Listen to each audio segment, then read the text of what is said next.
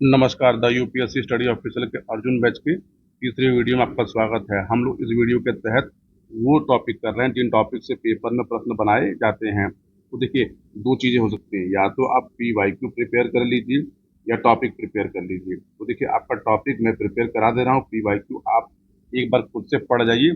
अगर समय रहा तो मैं पीवाईक्यू भी करा दूंगा। तो देखिए, क्योंकि होता है क्या है कि आयोग हमेशा टॉपिक रिपीट करता है, उनका टॉपिक रिपीट होते हैं। तो अगर आपने टॉपिक टॉपिक तैयार कर लिए तो आप अपने परीक्षा में एक अच्छा स्कोर कर जाएंगे। लोग करते हैं क्या है कि लोग सब्जेक्ट प्रिपेयर करते हैं, सब्जेक्ट।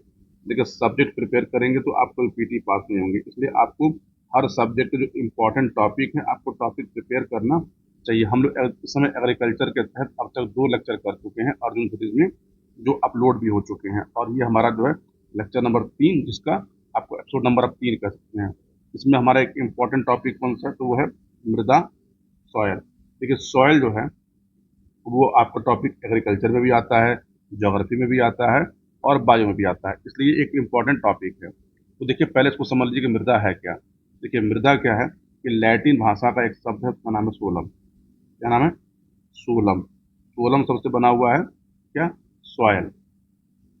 सॉयल।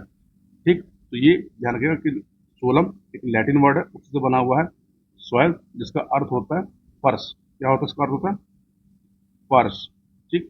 बकमैन, बकमैन और ब्रैडी, ये दो एग्रीकल्चर साइंटिस्ट थे, जिनके अनुसार इन्होंने मृदा की क्या की थी, परिभाषा दी थी। तो ये कहते कहते कि मृदा एक प्राकृतिक पिंड है। क्या कहते थे ये लोग? मृदा जो है, मृदा एक प्राकृतिक पिंड है। मृदा एक प्राकृतिक पिंड है। ये ध्यान रखिएगा इस बात को, ये आयोग पूछा है। ठीक है, कंफ्यूज मत होइएगा। अब देखिए, होता है क्या कि मृदा के भाग, हम लोग आते हैं मृदा के भाग, यानी पार्ट ऑफ सॉइल, मृदा के भाग। फिर मृदा के बहुत सारे भाग होते हैं, लेकिन जन सामान्य पे और जो क्या है स्वीकार्य है, मृदा के 2 भाग होते हैं। पहला भाग होता है ऊपरी मृदा। ऊपरी मृदा जैसे नाम से है, ऊपरी मृदा, इसको बोलते हैं टॉप सॉइल। क्या बोलते हैं? टॉप सॉइल बोला जाता है। दूसरा होता है अवमृदा। अवमृदा, इसको बोलते हैं सब सॉइल। इसको बोलते हैं सब सॉइल। हम लोग अब एक एक करके दोनों के बारे में बात कर लेते हैं। देखिए, ऊपरी मृदा का मतलब क्या होता है? ऊपरी मृदा का मतलब होता है मृदा का बाहरी परत। मृदा का बाहरी परत, मृदा का बाह्य परत या फिर बाहरी परत कहलाता है ऊपरी मृदा। इसका उपयोग किसके लिए करते हैं? इसका उपयोग करते हैं कृषि कार्य के लिए। कृषि के लिए उपयोगी होता है, कृषि के लिए उपयोगी होता है, क्योंकि इसमें क्या मिलता है? इसमें मिलता है पोषक तत्व, इसमें मिलता है पोषक तत्व मिलता है, जल मिलता है एवं वायु होता है। देखिए, अगर आपसे ये पूछा जाए, आप वायु को टिक नहीं करेंगे। पूछे कि ऊपरी मृदा में प्रमुख तत्व कौन कौन से हैं? पोषक तत्व, जल एवं वायु, ये तीनों क्या है? ऊपरी मृदा के सबसे इंपॉर्टेंट क्या है? पार्ट है। देखिए, मृदा की उर्वरता को बनाए रखने के लिए जो है, इसमें सबसे इंपॉर्टेंट क्या होता है? ऊपरी मृदा सक्रिय होनी चाहिए। तो ये रखेगा ऊपरी मृदा। अब दूसरा हमारा कौन सा है? तो दूसरा हमारा है अवमृदा। अवमृदा, मैं कलर चेंज कर लेता हूँ, आप इस कलर से जो है बोर हो गए होंगे। सब सॉइल। तो देखिए, सब सॉइल क्या है, आप इसको भी समझ लीजिए। सब सॉइल क्या है कि मृदा का निचला भाग। मृदा का निचला भाग, मृदा मतलब मिट्टी है, मृदा का निचला भाग यानी डाउन पार्ट, निचला भाग। ठीक। इसमें पोषक तत्व, पोषक तत्व, वायु कम होती है, वायु कम होती है। इसीलिए ये कृषि कार्य के लिए, कृषि के लिए कम उपयोगी है। कृषि के लिए कम उपयोगी है। अगर पूछा जाए कौन सी मृदा उपयोगी होती है, याद रखिएगा कौन सी टॉप सॉइल होती है उपयोगी है, कम उपयोगी है। बस इतना ही आपको जानना है, इसके अलावा आपको नहीं जानना है। अगला हमारा सबसे इंपॉर्टेंट आता है, वो आता है मृदा की उर्वरता। मृदा उर्वरता हमारा एक अलग टॉपिक है, इसको हम बोलते हैं soil fertility. Soil fertility, soil fertility. देखिए सॉइल फर्टिलिटी का मतलब क्या होता है कि सॉइल फर्टिलिटी कि मृदा द्वारा पौधों को आवश्यक पोषक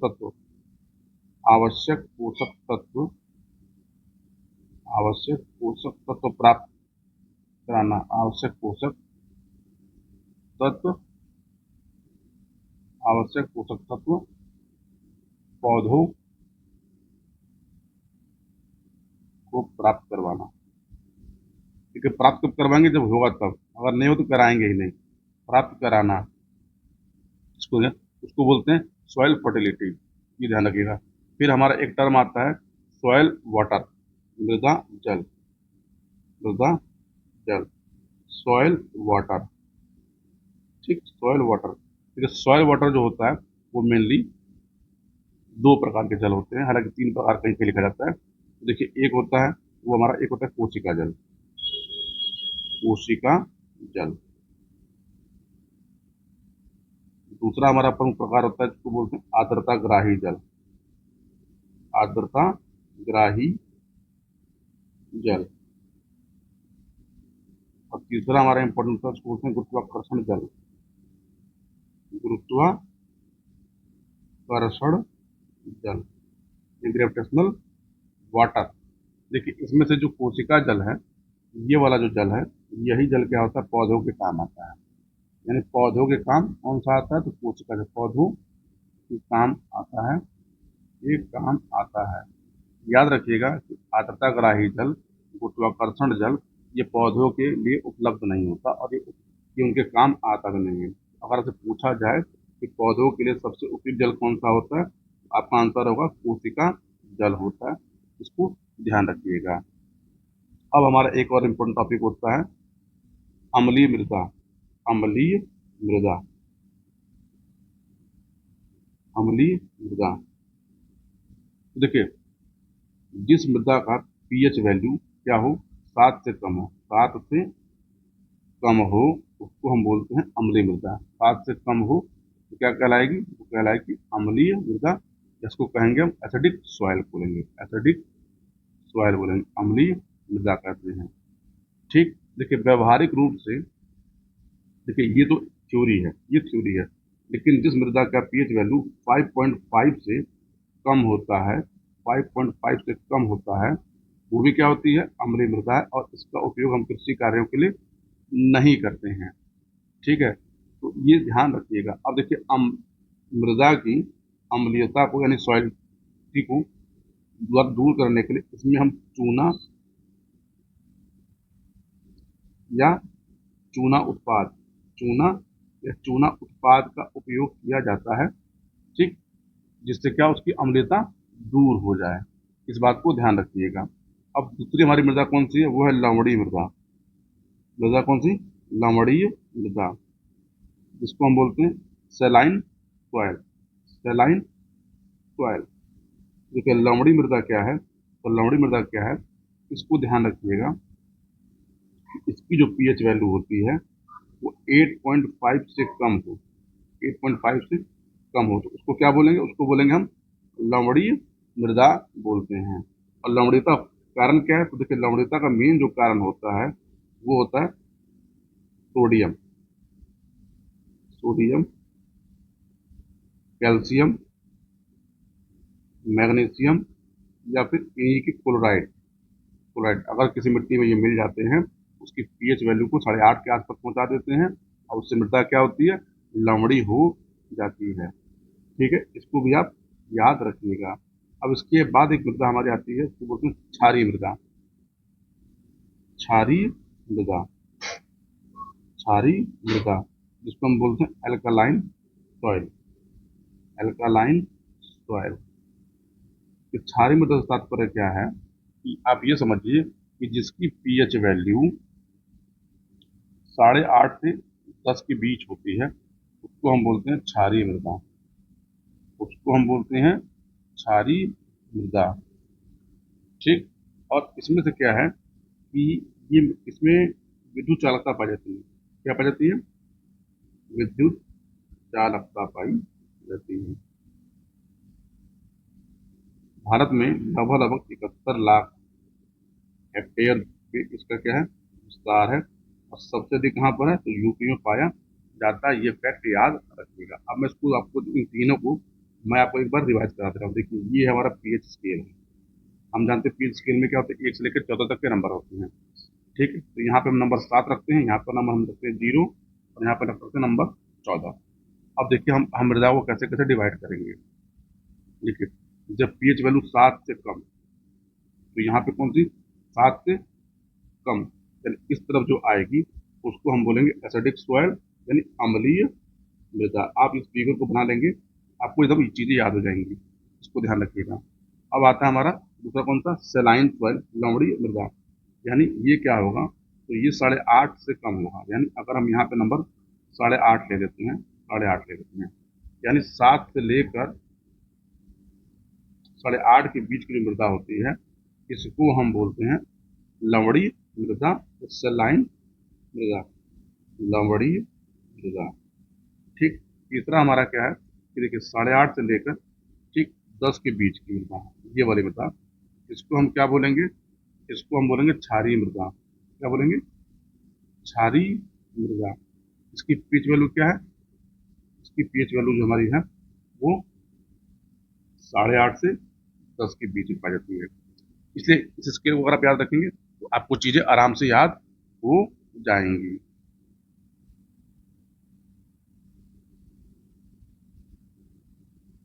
देखिए ये लेक्चर आपको लग रहे होंगे बोरिंग, लेकिन देखिए बताऊं, फन से एग्जाम नहीं निकलता। फन के मतलब के लिए आप कुछ और काम करते हैं। अगर आपको एग्जाम निकालना है, आपको सीरियस होकर पढ़ना पड़ेगा। और मैं पढ़ा रहा हूँ, देखिए बिलीव बहुत बड़ी चीज़ होती है। आप इस सीरीज पर बिलीव कर सकते हैं, मुझे बिलीव कर सकते हैं। आपको पेपर में प्रश्न दिखाई देंगे। 27 अक्टूबर की शाम को जो है मैं आपको सबके प्रूफ दिखाऊंगा। तो चलिए अब आते हैं एक अगला टर्म पे जो पेपर में बहुत महत्वपूर्ण है, उसको बोलते हैं मृदा क्षरण। मृदा क्षरण, या फिर इसको बोलते हैं मृदा अपरदन, या फिर इसको बोलते हैं सॉइल इरोजन। सॉइल इरोजन, देखिए इस पर भी हमसे प्रश्न पूछे जाते हैं। देखिए इन टॉपिकों को कोई पढ़ता नहीं है, मैं फिर से बोल रहा हूँ, ना कोई पढ़ाता है। देखिए होता है क्या है कि मिट्टी का कटाव, कटाव, बहाव या उड़ा, उड़ना, उड़ना, इस पूरी प्रक्रिया को बोलते हैं मृदा अपरदन। मृदा अपरदन बोलते हैं या फिर मृदा क्षरण बोलते हैं, कंफ्यूज मत कीजिएगा। यानी मृदा के जो ऊपर, जैसे मान ली कोई मिट्टी है, ये मिट्टी की कोई ऊपरी सतह है, इस ऊपरी सतह जो होती है वो सबसे इम्पोर्टेंट होती है।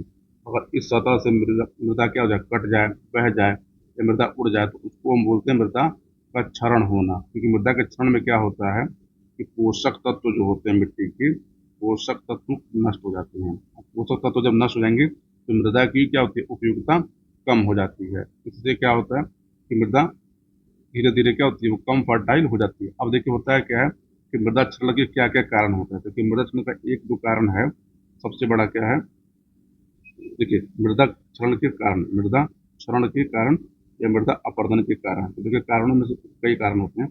पहला वर्षा, क्योंकि वर्षा के जब जल गिरता है तो मिट्टी को बहा के ले जाता है, तो वर्षा एक कारण हो जाता है।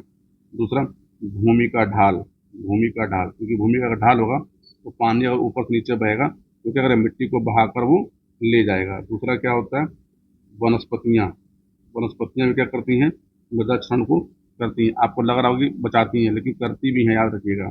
जुताई से भी क्या होता है, मृदा का क्षरण होता है। ठीक, ये ध्यान रखिएगा। ठीक, मृदा अपरदन पर ये सब चीजें होती हैं। पशुओं की जो चराई होती है, चराई से भी क्या होती है, मृदा का क्षरण होता है। लेकिन इनसे कम होता है। सबसे ज्यादा किससे होता है, सबसे ज्यादा इससे होता है, यानी वर्षा का जल से, भूमि का ढाल से, या फिर आंधी जब तूफान आता है तो मिट्टी उड़ती है। ये सब के सब क्या है, मृदा क्षरण के कारण है। देखिए मृदा अपरदन को रेंगती मृत्यु बोलते हैं। मृदा अपरदन को, अपरदन को रेंगती मृत्यु, अपरदन को मृदा की रेंगती मृत्यु कहा जाता है। मृत्यु कहा जाता है, यानी मृदा धीरे धीरे मरती है, इसको बोलते हैं रेंगती। ठीक, कहा जाता है। अब देखिए मृदा क्षरण के बहुत सारे उपाय हैं। जैसे क्या है, देखिए पहला उपाय क्या हो सकता है इसका, तो हम लोग एक एक करके, घास लगाने से, घास लगाना। क्योंकि घास क्या होता है, मिट्टी को बांधे रखती है, जो मृदा अपरदन को रोकती है। दूसरा क्या है, वृक्षारोपण। वृक्षारोपण से भी आप मृदा अपरदन को रोक सकते हैं, दूसरा कारण। तीसरा जो इसके लिए ले सकते हैं, मेड़ बनाकर, मेड़ बनाकर, क्योंकि मेड़ अगर बनाएंगे पानी का बहाव क्या होगा, कम होगा, यानी मेड़ बनाकर भी मृदा क्षरण को रोका जा सकता है। भूमि को समतल बनाकर, भूमि को समतल बनाकर भी मृदा क्षरण को रोका जा सकता है। यानी भूमि को समतल बनाएंगे तो पानी क्या होगा, तेजी से बहेगा नहीं, तो क्या होगा, मृदा सुरक्षित रहेगी। पशुचारण को नियंत्रित करना, पशुचारण को नियंत्रित करना, पशुचारण को नियंत्रित करना, को नियंत्रित करना, ये सब के सब क्या है, उपाय हैं मृदा क्षरण के। स्थानांतरित कृषि को रोककर, स्थानांतरित कृषि को रोककर, कृषि को रोक कर आप मृदा क्षरण को रोक सकते हैं। ठीक है। अत्यधिक अत्यधिक सिंचाई, अत्यधिक सिंचाई से बचाव, सिंचाई से बचाव। ठीक। ड्रिप इरिगेशन, ड्रिप इरिगेशन यानी छिड़काव वाली सिंचाई का माध्यम। ठीक है।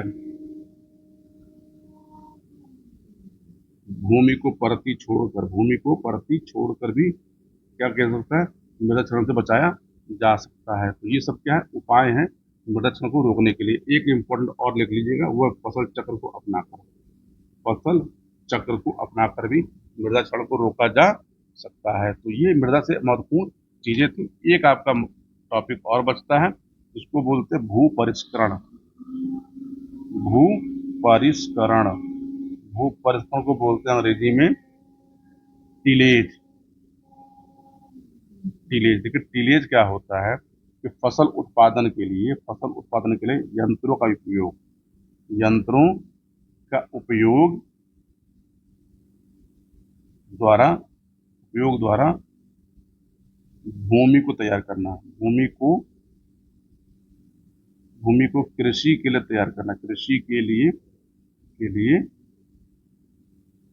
तैयार करना, उसको बोलते हैं भू परिष्करण या फिर बोलते हैं टीलेज बोला जाता है। ठीक है। यानी इसमें समझ लीजिए कि सभी क्रियाएं जिससे मृदा के संरचना में परिवर्तन होता है, वे सभी क्रियाएं, वे सभी क्रियाएं जिससे मृदा की संरचना में परिवर्तन होता है, परिवर्तन होता है, टीलेज कहलाता है, टीलेज कहलाता है। तो इसको भी ध्यान आप रखिएगा। अब देखिए अगला जो टॉपिक है, अगले टॉपिक में हम लोग बात करेंगे कि भारत की मिट्टियाँ, भारत की मिट्टियों के बारे में, क्योंकि भारत की मिट्टियाँ एग्रीकल्चर में भी आता है और भारत की मिट्टियाँ आपको बायो में भी आएगा और भारत की मिट्टियाँ आपको ज्योग्राफी का भी एक पार्ट है। तो इस लेक्चर में बस इतनी बातें थी। आप बताइएगा कि आपको लेक्चर कैसे लग रहे हैं। आपको मन करे लाइक सब्सक्राइब करिएगा। मिलते हैं अगले लेक्चर में। पूरा लेक्चर देखने के लिए आप सभी का बहुत बहुत धन्यवाद।